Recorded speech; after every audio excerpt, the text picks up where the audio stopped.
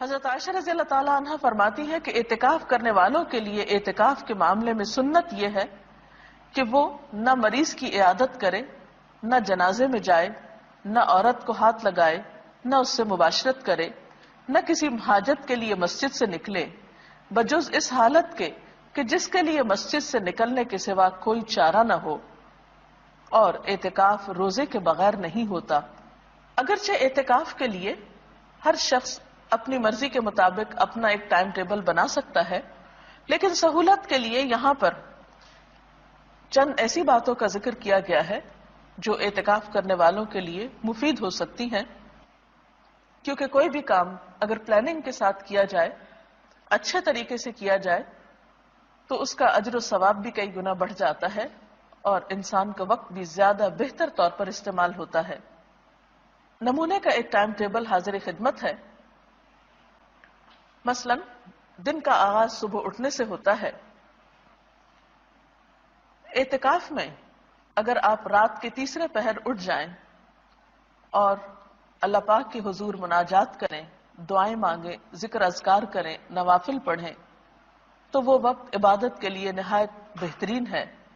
حضرت ابو ہریرہ رضی اللہ تعالی عنہ سے روایت ہے کہ رسول اللہ صلی اللہ علیہ وسلم نے فرمایا، ہمارا رب جب آخر تہائی حصہ رات کا باقی رہ جاتا ہے تو آسمان دنیا پر اترتا ہے اور فرماتا ہے، کون مجھ سے دعا کرتا ہے کہ میں اس کی دعا قبول کروں؟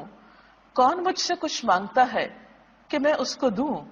کون مجھ سے گناہوں کی معافی چاہتا ہے کہ میں اس کے گناہ معاف کر دوں؟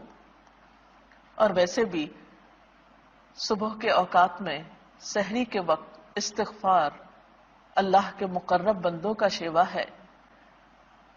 اللہ سبحانہ وتعالی فرماتے ہیں اپنے نیک بندوں کے بارے میں کہ وَبِالْأَسْحَارِ هُمْ يَسْتَغْفِرُونَ، سحری کی گھڑیوں میں وہ استغفار کرتے ہیں، اس لیے اس وقت ذکر میں بہترین وظیفہ استغفار کا ہو سکتا ہے۔ ذکر و اذکار کے بعد سحری کے وقت آپ سحری بھی کھا سکتے ہیں۔ اعتکاف میں کھانے پینے کی کوئی ممانعت نہیں۔ حضرت انس رضی اللہ تعالی عنہ سے روایت ہے کہ رسول اللہ صلی اللہ علیہ وسلم نے فرمایا، سحری کھاؤ کیونکہ سحری کھانے میں برکت ہے۔ اس کے بعد نماز فجر کا وقت آتا ہے۔ اگر خواتین گھر میں اعتکاف کر رہی ہوں تو ان کے لیے خاص طور پر فجر کی نماز میں لمبی نماز پڑھنا زیادہ مفید ہے۔ اس کے بارے میں حضور صلی اللہ علیہ وسلم کا طریقہ ہمارے سامنے ہے۔ بخاری کی روایت ہے کہ آپ صلی اللہ علیہ وسلم صبح کی نماز سے اس وقت فارغ ہو جاتے جب ہم میں سے کوئی اپنے پاس بیٹھنے والے کو پہچان لیتا۔ آپ اس میں یعنی فجر کی نماز میں 60 آیتوں سے لے کر 100 آیتوں تک پڑھتے تھے۔ تو اس سے پتہ چلتا ہے کہ ایک تو فجر کی نماز ذرا جلدی شروع کر لینی چاہیے، یعنی وقت ہوتے ہی اندھیرے میں۔ دوسرے یہ کہ وہ تمام نمازوں سے زیادہ لمبی نماز ہونی چاہیے جس میں 60 سے 100 آیات تک پڑھی جائیں اگر زبانی یاد ہو، اور اس کے لیے ظاہر ہے کہ پھر زبانی قرآن پاک یاد کرنے کی بھی کوشش کرنی چاہیے، تبھی اس سنت پر عمل ہو سکتا ہے۔ نماز فجر کے بعد صبح شام کے مسنون اذکار پڑھے جا سکتے ہیں۔ قرآن پاک میں اللہ سبحانہ وتعالی فرماتے ہیں، یا ایھا الذین آمنوا اذکروا اللہ ذکرا کثیرا وسبحوہ بکرۃ واصیلا، اے لوگو جو ایمان لائے ہو، اللہ کو کثرت سے یاد کرو اور صبح و شام اس کی تسبیح کرتے رہو۔ نبی اکرم صلی اللہ علیہ وسلم نے بھی فرمایا کہ مجھے ایسے لوگوں کے ساتھ بیٹھنا حضرت اسماعیل علیہ السلام کی اولاد میں سے 4 غلاموں کو آزاد کرنے سے زیادہ پسند ہے جو نماز فجر سے طلوع آفتاب تک اللہ کا ذکر کرتے ہیں۔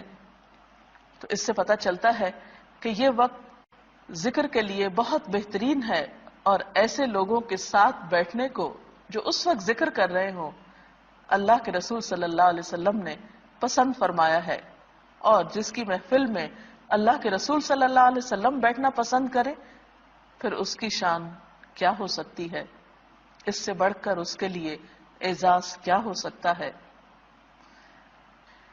ان اذکار کے علاوہ اس وقت آپ قرآن پاک کی تلاوت کر سکتے ہیں۔ کیونکہ قرآن پاک کی تلاوت کے لیے بھی یہ وقت بہت موزوں ہے۔ سورۃ بنی اسرائیل میں اللہ تعالیٰ فرماتے ہیں ان قرآن الفجر کان مشہودا، بے شک صبح کا قرآن حاضر کیا جاتا ہے، یعنی اس وقت فرشتے حاضر ہوتے ہیں۔ پھر اسی طرح اگر آپ اپنے اعتکاف ہی کی جگہ پر نماز، ذکر، تلاوت کے بعد سورج طلوع ہونے کا انتظار کریں، ذکر میں مشغول رہیں حتیٰ کہ نماز اشراق کا وقت ہو جائے، تو اس کو بھی ساتھ ہی ادا کر لیں۔ حضرت انس رضی اللہ تعالی عنہ سے روایت ہے کہ رسول اللہ صلی اللہ علیہ وسلم نے فرمایا، جس آدمی نے فجر کی نماز جماعت سے پڑھی پھر سورج طلوع ہونے تک بیٹھ کر اللہ کا ذکر کرتا رہا اور 2 رکعت نماز ادا کی، یعنی اشراق کی نماز، اسے ایک حج اور ایک عمرے کا ثواب ملے گا۔ راوی نے کہا کہ رسول اللہ صلی اللہ علیہ وسلم نے فرمایا پورے ایک حج اور ایک عمرہ کا ثواب، یعنی بہت ہی اجر و ثواب ہے اس وقت کی عبادت کا۔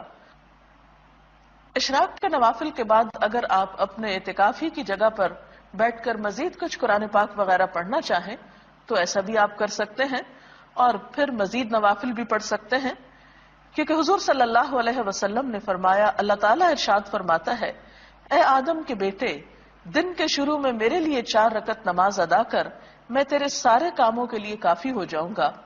اس نماز کو چاشت کی نماز کہا جاتا ہے۔ اگر کچھ سستی یا تھکاوٹ محسوس ہو رہی ہو تو بہتر ہے کچھ دیر اب آپ آرام کر لیں۔ آپ لیٹ کر بھی ذکر اذکار کر سکتے ہیں، تھوڑی دیر کے لیے سو بھی سکتے ہیں، لیکن اگر آپ اپنی طبیعت اچھی پاتے ہوں تو بہتر ہے کہ اب آپ کچھ وقت مطالعے کے لیے نکالیں، دینی کتابوں کا مطالعہ، قرآن پاک کی تفسیر پڑھنا، اور اگر آپ پڑھ نہ سکتے ہوں تو کیسٹ لگا کر سننا،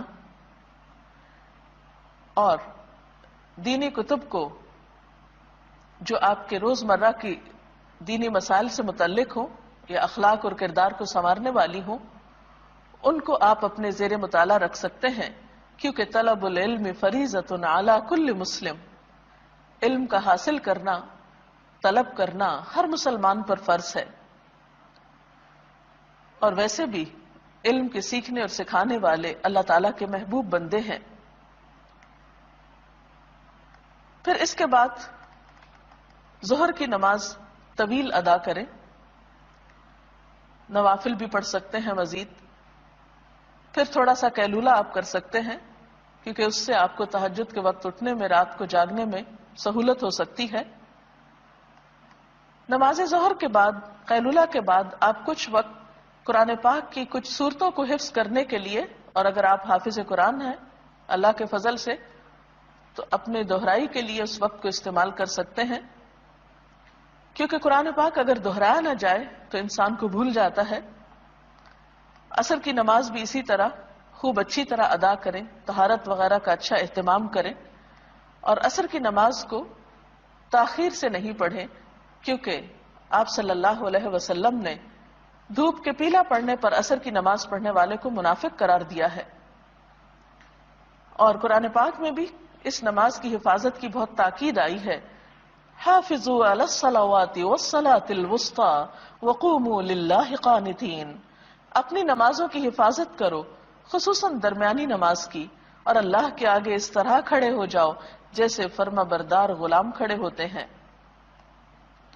عصر سے لے کر مغرب تک کا وقت، اس میں آپ تسبیحات کر سکتے ہیں، اور اس وقت بھی ذکر کرنا نہایت پسندیدہ ہے۔ آپ نے فرمایا، مجھے ایسے لوگوں کے ساتھ بیٹھنا 4 غلام آزاد کرنے سے زیادہ پسند ہے جو نماز عصر سے غروب آفتاب تک اللہ کا ذکر کرے۔ اس وقت بھی آپ صبح شام کی دعائیں پڑھ سکتے ہیں۔ اس کے علاوہ کچھ اور تسبیحات، مثلا سبحان اللہ و بحمدہ، سبحان اللہ العظیم، استغفر اللہ ربی من کل ذنب و اتوب الیہ، اللہم صلی وسلم علی نبینا محمد، لا حول ولا قوة الا باللہ العلی العظیم، لا الہ الا انت سبحانک انی کنت من الظالمین، یا حی یا قیوم برحمتک استغیث، یہ ذکر کے کچھ مخصوص کلمات ہیں. اپنی سہولت کے مطابق آپ جس جس کی چاہیں جتنی مرتبہ چاہیں تسبیح کر سکتے ہیں. اس کے بعد افطار کا وقت قریب ہوگا، پھر دعائیں خوب مانگیں کیونکہ افطاری کے وقت دعائیں قبول ہوتی ہیں. افطار میں کوشش کریں کہ آپ ہلکا کھانا پینا رکھیں، کیونکہ افطاری کے وقت اگر آپ بہت زیادہ کھا پی لیں تو آئندہ کی عبادت مشکل ہو جاتی ہے، کیونکہ اعتکاف میں انسان کہیں چل پھر بھی نہیں سکتا. اس لیے غذا کے بارے میں خاص احتیاط کی ضرورت ہے. ایسی غذاؤں سے بچیں کہ جن کی وجہ سے آپ کے معدے پر بوجھ ہو، آپ کی طبیعت میں سستی ہو اور آپ یکسوئی اور شوق کے ساتھ اللہ کی عبادت نہ کر پائیں. نماز مغرب میں خوب دل لگا کر خشوع و خضوع کے ساتھ نماز ادا کریں. اس کے بعد اگر آپ چاہیں تو کھانا کھا سکتے ہیں. کھانے کے بعد نماز عشاء سے پہلے اگر آپ وقت مقرر کر لیں کہ کچھ دعائیں جو آپ صلی اللہ علیہ وسلم مختلف مواقع کی مناسبت سے پڑھتے تھے ان کو یاد کر لیں تو یہ بھی ایک اچھی کوشش ہوگی. مثلا گھر سے نکلتے وقت کی دعا، گھر میں داخل ہوتے وقت کی دعا، سواری پہ بیٹھتے وقت کی دعا، اسی طرح آئینہ دیکھنے کی دعا وغیرہ وغیرہ. صبح شام کے بہت سے ایسے اذکار موجود ہیں کہ جنہیں آپ اپنی عادت بنانے کے لیے زبانی یاد کر سکتے ہیں اور جس سے آپ کی زندگی برکتوں سے مالا مال ہو سکتی ہے. پھر اسی طرح کوشش کریں کہ تراویح کی نماز بہت اچھی طرح اور طویل ادا ہو، کیونکہ آپ صلی اللہ علیہ وسلم کی اس نماز کے بارے میں حضرت عائشہ فرماتی ہیں کہ مت پوچھو ان کے حسن کے بارے میں اور ان کے طول کے بارے میں کہ کتنی لمبی رکعتیں ہوتی تھیں آپ کی رات کی نماز کی اور کتنے خوبصورت طریقے سے آپ ان کو ادا کرتے تھے. صرف تعداد پوری کرنے، گنتی پوری کرنے کی کوشش نہ کریں بلکہ آپ صلی اللہ علیہ وسلم کی سنت پر عمل کرتے ہوئے طویل قیام، طویل رکوع اور طویل سجدوں کی بھی کوشش کریں. معلوم نہیں زندگی میں آئندہ یہ موقع ملے یا نہ ملے، تو ان فرصت کے لمحات سے خوب خوب فائدہ اٹھائیں. اس کے بعد آپ رات کو آرام کر سکتے ہیں. آرام کے لیے بھی آپ مسنون طریقہ اختیار کریں. دائیں کروٹ پہ لیٹیں، دایاں ہاتھ دائیں گال کے نیچے رکھتے ہوئے مسنون دعا پڑھیں، آیت الکرسی پڑھیں اور اس طرح آپ صبح سے لے کر رات تک، آپ جاگنے سے لے کر سونے تک مسلسل عبادت کی حالت میں رہیں گے. اگر آپ ایک ٹائم ٹیبل کی اس کی یا اس کے علاوہ اپنی ضرورت کے مطابق ایک پابندی کریں گے تو انشاءاللہ اپنے اوقات سے بہتر فائدہ اٹھا سکیں گے. اللہ تعالی ہم سب کو نیکی کی توفیق بھی دے.